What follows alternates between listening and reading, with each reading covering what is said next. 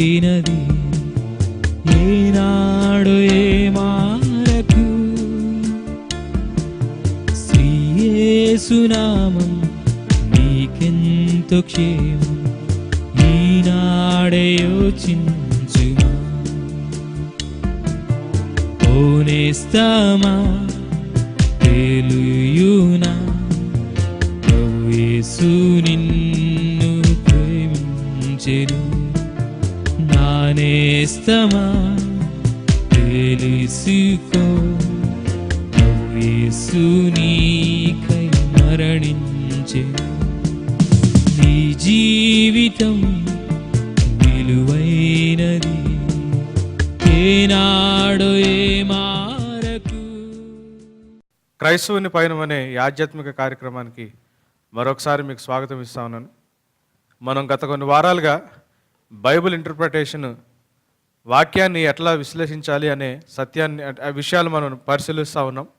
అయితే మనం క్రిస్మస్ సీజన్లోకి వచ్చాం కాబట్టి ఈ 2 వారాలు మనం క్రిస్మస్ యొక్క ప్రత్యేకత గురించి కావచ్చు, లేకపోతే నూతన సంవత్సరంలోకి మనం ఎలా వెళ్ళాలి అన్న విషయాల మీద మనం చూసుకుని తర్వాత మళ్ళీ ఈ బైబిల్ విశ్లేషణ కార్యక్రమంలోకి మళ్ళీ మనం వెళ్ళిపోవడానికి ప్రయత్నం చేద్దాం.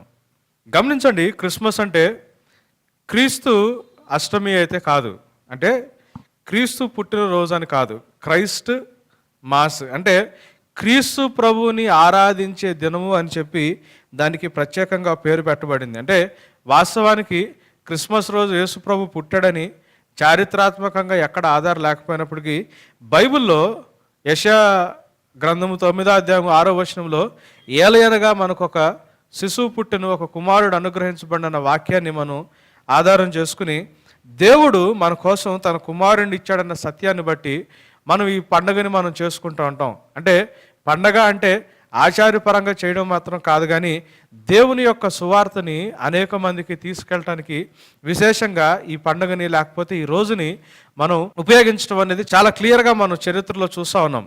గమనించండి, బైబిల్లో యోహాను సువార్త 3వ అధ్యాయం 16వ వచనంలో చెప్పబడినట్లు దేవుడు లోకమును ఎంతో ప్రేమించును, కాగా తన అద్వితీయ కుమారునిగా పుట్టిన వాని యందు విశ్వసించువాడు నశించక నిత్యజీవం పొందాలని చెప్పి తండ్రి దేవుడు ఆలోచించి యేసు ప్రభుని మన కోసం ఈ లోకానికి పంపించాడని చెప్పి వాక్యం సెలవిస్తుంది. దేవుడు లోకాన్ని ప్రేమించాడు. ఈ క్రిస్మస్ పండుగకి మెయిన్ ఆధారం ఎక్కడ ఉంటుంది అంటే దేవుడు మనల్ని ప్రేమించడం. ప్రేమించి దేవుడు ఏం చేశాడు అంటే క్రీస్తు ప్రభుని మన దగ్గరికి పంపించాడు. అయితే బైబిల్ ఏం చెప్తుంది అంటే ఆయన మన దగ్గరకు వచ్చినప్పుడు మనం ఆయన ఎడల విశ్వసించిన ఎడల మనం నశించక నిత్యజీవం పొందుతామని వాక్యం సెలవిస్తుంది. అయితే క్రైస్తవ విశ్వాసం అనేది ఎలాంటిదో తెలియకపోతే ఈ క్రిస్మస్ పండగకి ఉన్న విలువేంటో మనకు అర్థం కాదు. గమనించండి, రోమీలకు రాసిన పత్రిక 11వ అధ్యాయము 20వ వచనంలో పౌలు భక్తుడు ఒక మాట చెప్తా ఉన్నాడు. ఇజ్రాయేలీలు ఏ మెస్సయ్య కోసం అయితే ఎదురు చూశారో, అంటే మన భాషలో చెప్పుకోవాలంటే ఏ క్రిస్మస్ కోసం అయితే నిజమైన క్రిస్మస్ కోసం అయితే ఎదురు చూశారో ఆ మెస్సయ్య వాళ్ళ దగ్గరికి వచ్చినా కానీ ఆ మెస్సయ్యను వాళ్ళు గుర్తుపట్టలేక దేవుడికి ఫలము లేని జనాంగంగా ఉన్నారు కాబట్టి దేవుడు అంట వాళ్ళని తుంచివేశాడని చెప్పి బైబిల్ సెలవిస్తోంది. రోమీలకు రాసిన పత్రిక 11వ అధ్యాయం 20వ వచనం. వారు అవిశ్వాసమును బట్టి విరిచివేయబడిరి, నీవైతే విశ్వాసమును బట్టి నిలిచి ఉన్నావు. బైబిల్లో ఏముంటదంటే వాళ్ళు అవిశ్వాసాన్ని బట్టి విరిచివేయబడ్డారు, నీవైతే విశ్వాసాన్ని బట్టి నిలిచి ఉన్నావు అని ఉంటుంది. అంటే క్రిస్మస్ పండగ అన్న మాట మనం ఆలోచిస్తే, క్రిస్మస్ అన్న మాటను మనం ఆలోచిస్తే విశ్వాసములో నిలవబట్టం మనకు చేత కాకపోతే క్రిస్మస్ పండుగ యొక్క విలువ మనకు తెలియదు. విశ్వాసములో నిలిచినట అనేది క్రైస్తవునిగా మనం ఎప్పుడైతే తెలుసుకుంటామో ఈ క్రిస్మస్ పండుగ యొక్క విలువని మనం పూర్తిగా అర్థం చేసుకున్న వాళ్ళం అవుతాం. అయితే క్రీస్తు ప్రభులో విశ్వాసములో నిలిచినట అనేది ఎలానో మనం గమనిద్దాం. మొట్టమొదటిది ఇంటలెక్చువల్ అటాచ్మెంట్, లేకపోతే జ్ఞానానుసారముగా అంటుకట్టబడినట, అంటే జ్ఞానానుసారముగా నిలవబడినట అన్న మాటని మనం పరిశీలిద్దాం. ఎందుకంటే చాలామంది క్రైస్తవులు వాళ్ళ యొక్క ఫీలింగ్స్ని బట్టో లేకపోతే వాళ్ళకి అనిపించే దాన్ని బట్టో యేసు ప్రభు దగ్గరికి రావడం మనం గమనిస్తూ ఉంటాం. అయితే జాన్ ఓవెన్ అనే ఒక దైవజనుడు ఏమన్నాడు అంటే, you have an imaginary Christ and if you are satisfied with an imaginary Christ you must be satisfied with imaginary salvation అన్నాడు. అంటే మనం ఊహించుకునే లేకపోతే మన ఊహల్లో క్రీస్తున్నాడు. మన ఊహాత్మకమైన క్రీస్తు మీదే మనం విశ్వాసం ఉంచితే మన విశ్వాసంతో పాటు వచ్చే ఆ రక్షణ కూడా ఊహాత్మకంగానే మిగిలిపోతుంది అని చెప్పి జాన్ ఓవెన్ అనే ఒక దైవజనుడు చెప్పిన మాటను మనం జ్ఞాపకం చేసుకోవాలి. ఎందుకు అంటే ఈ మధ్యకాలం మనం చూస్తూ ఉంటే అనేక మంది అబద్ధపు క్రీస్తులు లేకపోతే బోగస్ క్రైస్తుల్ని మనం బైబిల్లో చూస్తూ ఉంటాం. గలతీ పత్రిక 1వ అధ్యాయము 6 నుంచి 10 వచనాలు మనం చూస్తే పౌలు భక్తుడు 2000 సంవత్సరాల క్రితమే ఇటువంటి క్రీస్తుల గురించి బైబిల్లో సెలవిచ్చాడు. క్రీస్తు కృపను బట్టి మిమ్మును పిలిచిన వానిని విడిచి భిన్నమైన సువార్త తట్టుకు మీరింత త్వరగా తిరిగిపోవుట చూడగా నాకు ఆశ్చర్యమగుచున్నది. అది మరి ఒక సువార్త కాదు గాని క్రీస్తు సువార్తను చెరపగోరి మిమ్మును కలవరపరచువారు కొందరున్నారు. మేము మీకు ప్రకటించిన సువార్త గాక మరి ఒక సువార్తను మేమేమైనను పరలోకం నుండి వచ్చిన ఒక దూత అయినను మీకు ప్రకటించిన ఎడల అతడు శాపగ్రస్తుడవును గాక. చూడండి, వేరొక సువార్త 2 కొరింథీ 11:3 వచనం చూస్తే వేరొక క్రీస్తు వేరొక ఆత్మ అనే మాటను కూడా పౌలు భక్తుడు వాడటం మనం చూస్తాం. అంటే సరైన థియాలజీ లేకుండా, అంటే దేవునికి సంబంధించిన జ్ఞానము సంపూర్ణంగా లేకుండా మన అవసరతలను బట్టో లేకపోతే మన యొక్క కోరికలను బట్టో లేకపోతే మన ఫీలింగ్స్ని బట్టో యేసు ప్రభువుని మీద మనం విశ్వాసం ఉంచితే మన విశ్వాసం అంతంత మాత్రంగానే ఉండిపోయి నిజమైన రక్షణని మనం పొందుకోలేని పరిస్థితుల్లోకి వెళ్తాం. అంటే దేవునిలో విశ్వాసంలో మనం నిలిచి ఉండాలి అంటే మన స్టాండింగ్ ఇంటలెక్చువల్ అటాచ్మెంట్ అయి ఉండాలి, లేకపోతే ఇంటలెక్చువల్ స్టాండింగ్ అయి ఉండాలా. జ్ఞానానుసారముగా నిలిచి ఉండే విధంగా మనం విశ్వాసంలో నిలబడాలా. రెండవది వొలేషనల్ అటాచ్మెంట్ అంటారు. అంటే స్వాతంత్రముగా, అంటే మనకు మనమే మన సొంత విల్లును బట్టి దేవుని విశ్వాసంలో మనం నిలబడాల్సిన అవసరం ఉంటుంది. ఎందుకు అంటే మనం జాగ్రత్తగా గమనిస్తే ఫిలిప్పీ పత్రిక 3వ అధ్యాయము 12 నుంచి 15 వచనాలు మనం గమనించినప్పుడు నేను గెలిచితిని అయినను ఇదివరకే సంపూర్ణ సిద్ధి పొందితినని అయినను నేను అనుకొనుట లేదు గాని నేను దేని నిమిత్తము క్రీస్తు యేసు చేత పట్టబడితినో దానిని పట్టుకొనవలనని పరిగెత్తుచున్నాను. సహోదరులారా, చాలండి. అయితే దేవుడు ఏం చెప్తున్నాడు అంటే, పౌలు భక్తుడు ఏమని చెప్తున్నాడంటే, ఏ విషయం కోసమైతే దేవుడు నన్ను పట్టుకున్నాడో దాన్ని నేను జాగ్రత్తగా పట్టుకోవాలని చెప్పి నేను పరిగెత్తుతున్నాను.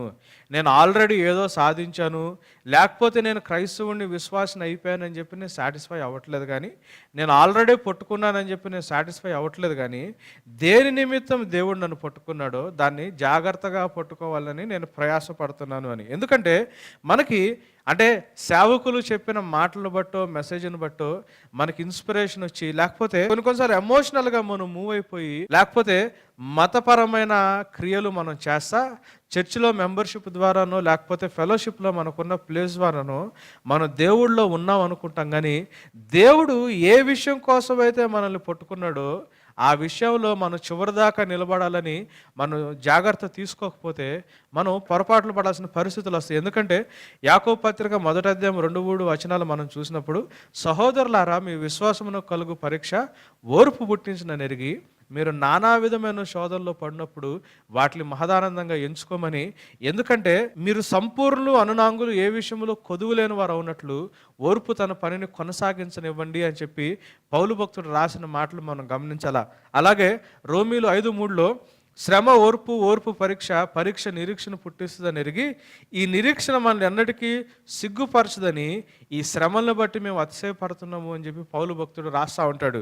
అంటే క్రైస్తవుడిగా జీవించడం అంటే అదేదో ఒక పరుపు మీదో లేకపోతే బంగారపు రోడ్ల మీదో పయనించినట్టు కాదు, కానీ దేవుడు నిన్ను నన్ను అనేక రకాలుగా తీసుకెళ్తా ఉంటాడు. ఆయనలో ఫలించే కొమ్మనంట దేవుడు ప్రూన్ చేస్తాడని చెప్పి ఇంగ్లీష్ బైబిల్ ఉంటుంది. అంటే దేవుడంట దాన్ని ఇంకా చెక్కి అవసరమైనంత వరకు అనవసరమైన తీసేసి ఇంకా ఫలభరితముగా అది ఫలించడానికి దానికి అవసరమైనటువంటి రిపేర్లు దేవుడు చేస్తాడని చెప్పి బైబిల్లో చాలా క్లియర్గా ఉంది.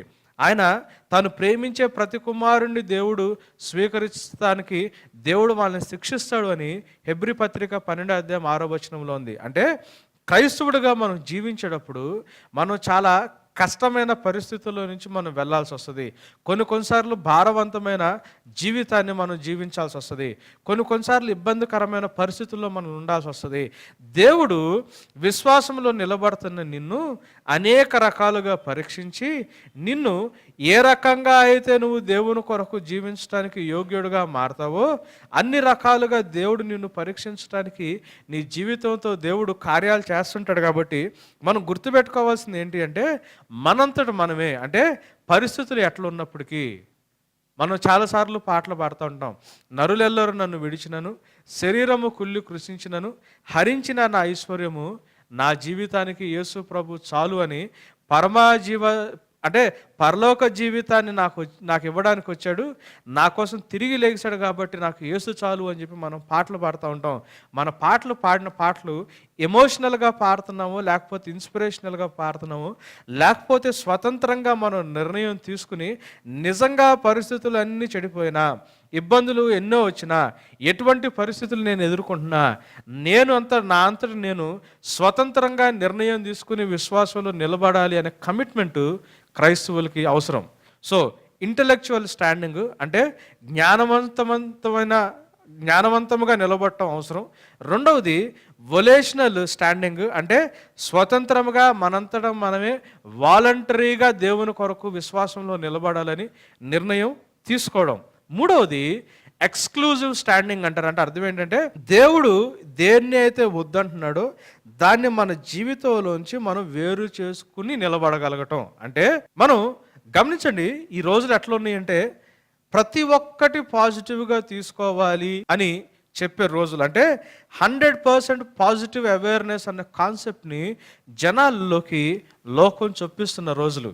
అయితే మనం గుర్తుపెట్టుకోవాల్సింది ఏంటంటే, ఎట్లయితే మనకు ఉచ్ఛ్వాస నిశ్వాసాలు ఉంటాయో, అంటే ఇన్హేలింగ్ ఎక్స్హేలింగ్ ఎట్లయితే ఉంటుందో, మనం ఆక్సిజన్ కోసం మన శరీరంలో మంచి జరగటం కోసం ఆక్సిజన్ని ఎలా అయితే మనం ఇన్హేల్ చేసుకుని మనం లోపలికి పీల్చుకుని కార్బన్ డైఆక్సైడ్ని మనకు ఎట్లయితే డేంజరస్గా ఉంటుందో దాన్ని మనం ఎలా అయితే మనం దానికి బయటికి ఎక్సైల్ చేస్తామో, విడిచిపెడతామో, క్రైస్తవ జీవితంలో కూడా మనం విడిచిపెట్టాల్సినవి కొన్ని ఉంటాయి అన్న సత్యాన్ని మనం గమనించాలా. కీర్తనల గ్రంథం 45వ అధ్యాయము 7వ వచనం మనం చదివినప్పుడు, నీవు నీతిని ప్రేమించి భక్తిహీనతను ద్వేషించుచున్నావు. బైబిల్లో యేసు ప్రభు గురించి చెప్పిన మాట ఏంటంటే, మీరు నీతిని ప్రేమించి భక్తిహీనతను ద్వేషించువాడువు. యేసు ప్రభులో ఉన్న క్యారెక్టర్ ఏంటంటే, దేవుడు ప్రేమ స్వరూపై ఉన్నాడు, దేవుడే ప్రేమై ఉన్నాడు, దేవుడు ప్రేమను మించిన ప్రేమ లేదు, ఇదంతా వాస్తవమే. కానీ దేవుడు కూడా అంత ప్రేమ చూపించేవాడు కొన్నిటిని ద్వేషిస్తాడు. యేసు ప్రభుకున్న క్యారెక్టర్ ఏంటంటే, ఆయన నీతిని ప్రేమించి దుర్నీతిని భక్తిహీనతని ద్వేషించేవాడుగా మనకి బైబిల్ సెలవిస్తూ ఉంటుంది. అంటే 100% పాజిటివ్ యాటిట్యూడ్, అంటే ప్రతి ఒక్కటి మంచికే, ప్రతి దాంట్లో మంచి ఉంటుంది అని మనం తీసుకునేది చాలా ఫ్యాటల్గా, అంటే చాలా డేంజరస్గా మన జీవితాల్లో పరిణమిస్తుంది అనే విషయాన్ని మనం గమనించుకోవాలా. దేవుడు కొన్నిటిని ప్రేమించాడు, దేవుడు కొన్నిటిని ద్వేషించాడు.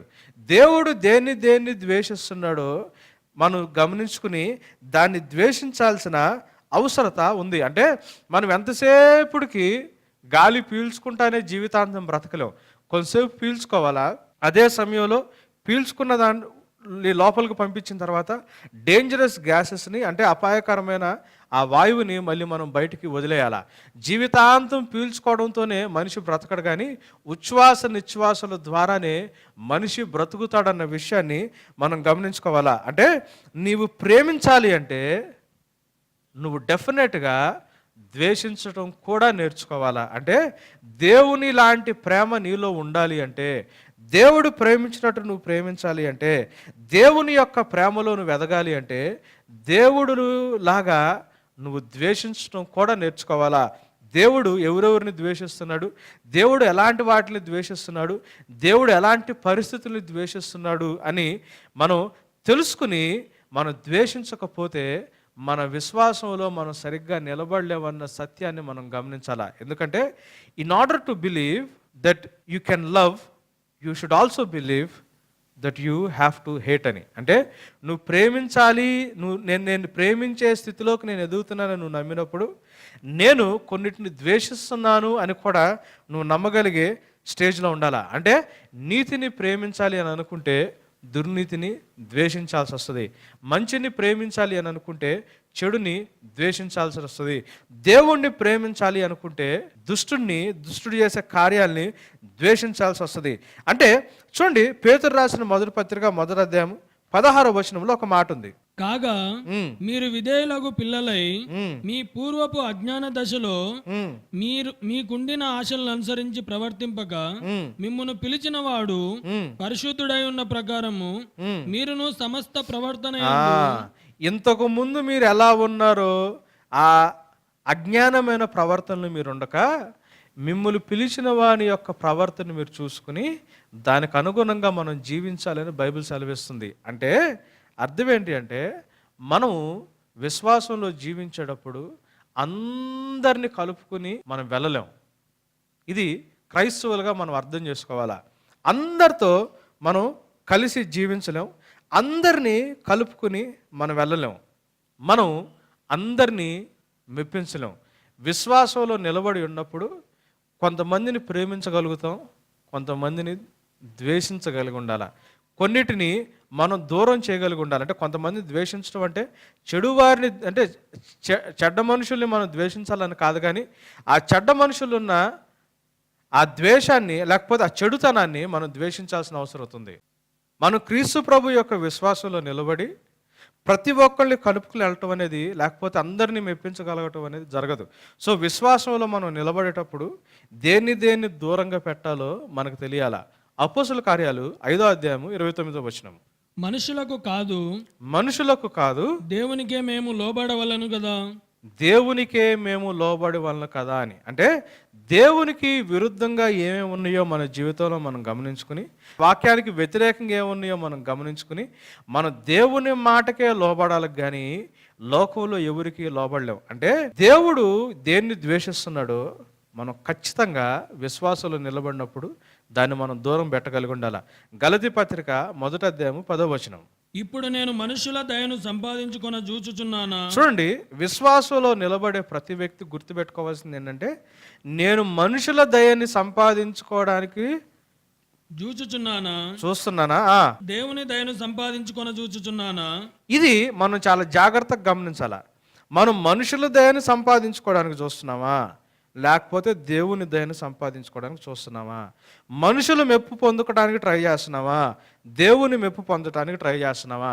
మనకి మనిషా దేవుడా అనేది మన విశ్వాసంలో దేవుని మీద విశ్వాసంతో నిలబడేటప్పుడు మనం ఇది చాలా కేటగారికల్గా, చాలా క్లియర్గా మన జీవితంలో ఈ లైన్ గీసుకోవాల్సిన అవసరత చాలా క్లియర్గా ఉంది.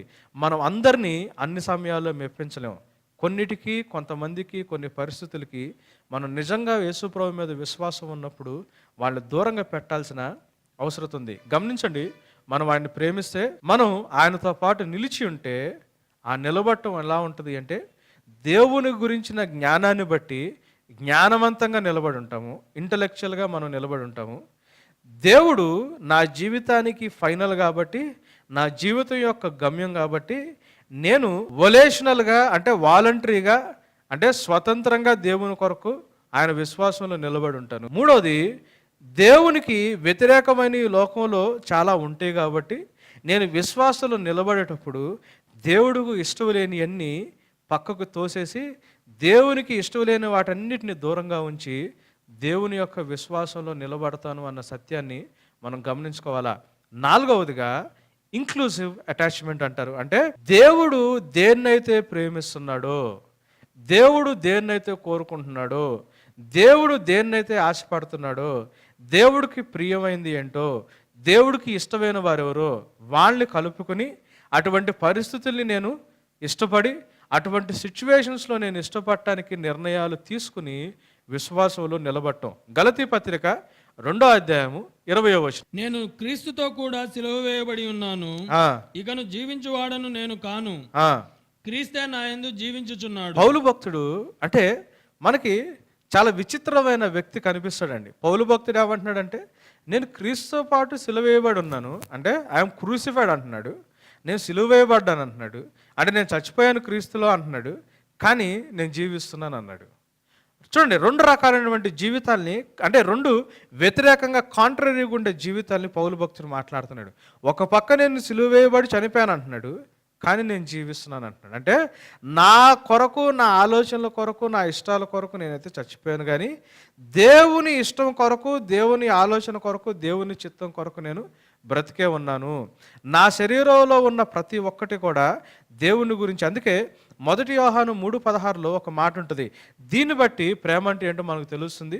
క్రీస్తు మన కొరకు చనిపోయాడు కాబట్టి మనం కూడా మన సహోదరుల కొరకు ప్రాణం పెట్ట బద్దులమై ఉన్నామని వాక్యం చాలా క్లియర్గా చెప్తుంది. అంటే క్రీస్తు కొరకు, అంటే క్రీస్తు ప్రేమించే ఈ జనాంగం కొరకు, క్రీస్తు ప్రేమించే సంఘం కొరకు, నశించిపోతున్న ఆత్మల కొరకు క్రీస్తు ప్రభు దేన్ని అయితే ఇష్టపడుతున్నాడో దాన్ని మనం ప్రేమించి దానికోసమే మనం బ్రతకాల్సిన అవసరత మన విశ్వాస జీవితంలో ఉంది.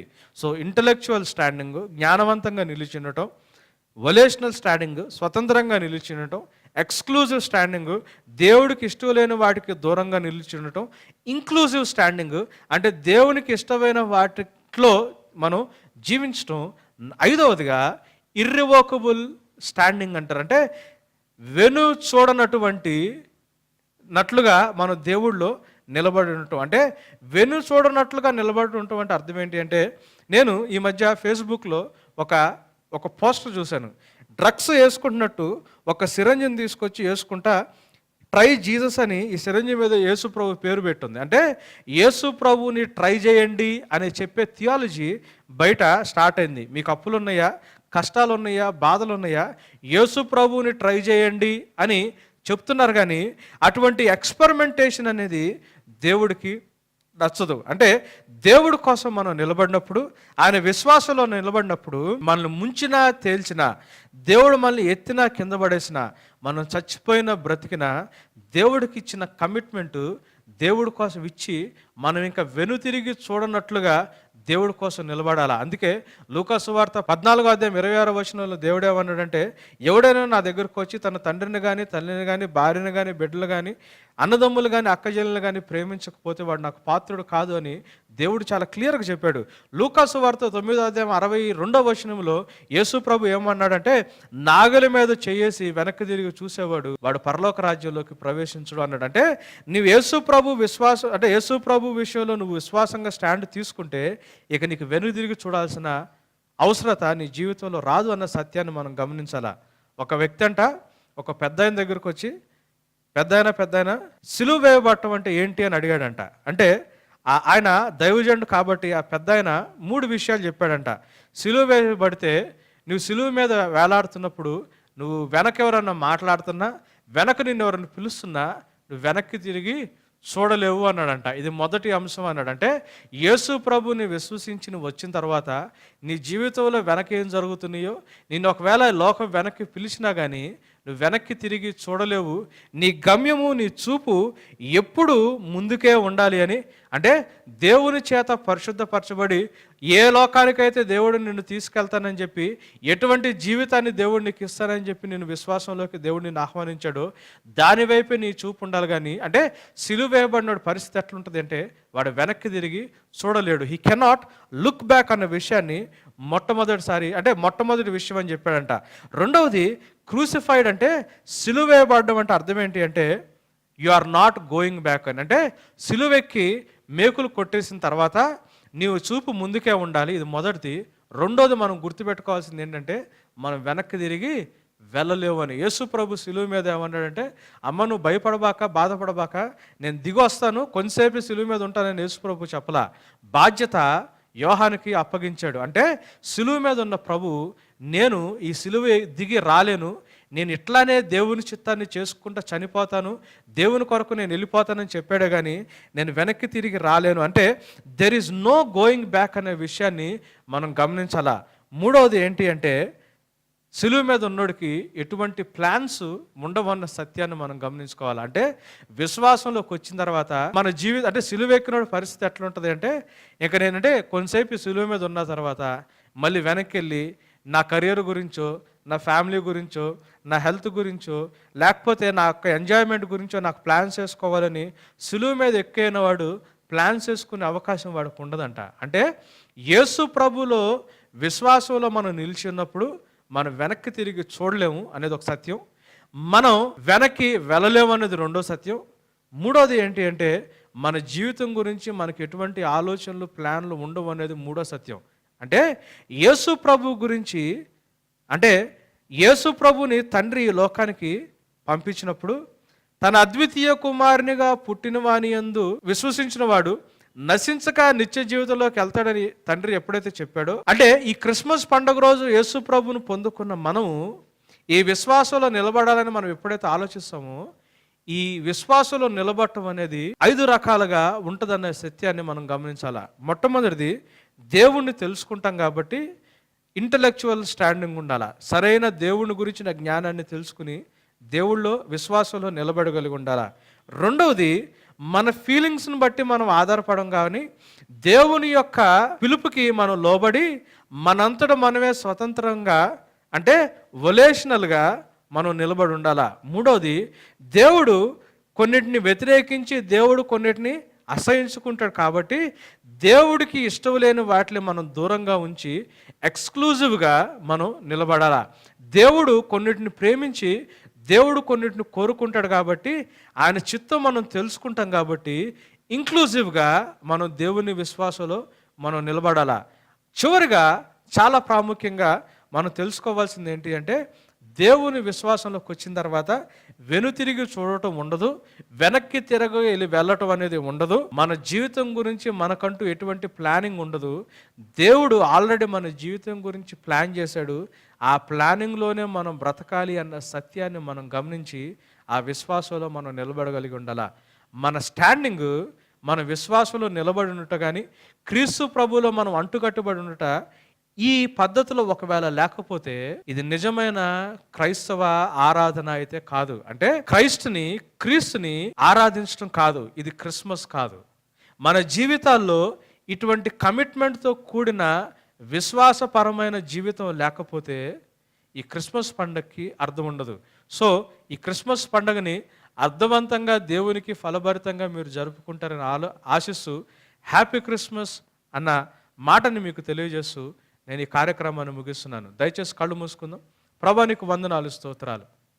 ఇదిగో ప్రభా, నిజమైన విశ్వాసం అంటే ఏంటో ప్రభా, నిజంగా క్రీస్తుని ఆరాధించడం అంటే, క్రిస్మస్ ఆనందం అంటే ఏంటో ప్రభా, వాక్యముల ద్వారా నాతో మాట్లాడినందుకు నీకు వందనాలు, స్తోత్రాలు చెల్లిస్తున్నాం. అటువంటి క్రైస్తవ ఆనందం ప్రభా నేను వీక్షిస్తున్న ప్రతి ఒక్కళ్ళ మనసులో నేను నిలబడి ఉండటానికి నేను కావాల్సిన జ్ఞానాన్ని, నడిపింపును వారికి అనుగ్రహించమని నజరేయుని యేసు నామములో ప్రార్థించి వేడుకుంటున్నాము తండ్రి, ఆమేన్. చీరాల పట్టణ వాసులకు గమనిక. ప్రతి నెల 2వ శుక్రవారం సాయంత్రము 6:30 Saint Mark's Lutheran junior college నందు సిస్టర్ బి అరుణా శేఖర్ గారి ఆధ్వర్యంలో జరుగు ప్రార్థనా కూడికలో జోసెఫ్ టి రవికాంత్ గారు ప్రసంగించెదరు. వివరములకు sister Aruna Shekhar, phone numbers 9673732787 మరియు 8121518180 మరియు సిస్టర్ అరుణా గారి ఆధ్వర్యంలో జరుగు ప్రేయర్ సెల్స్ వివరములు.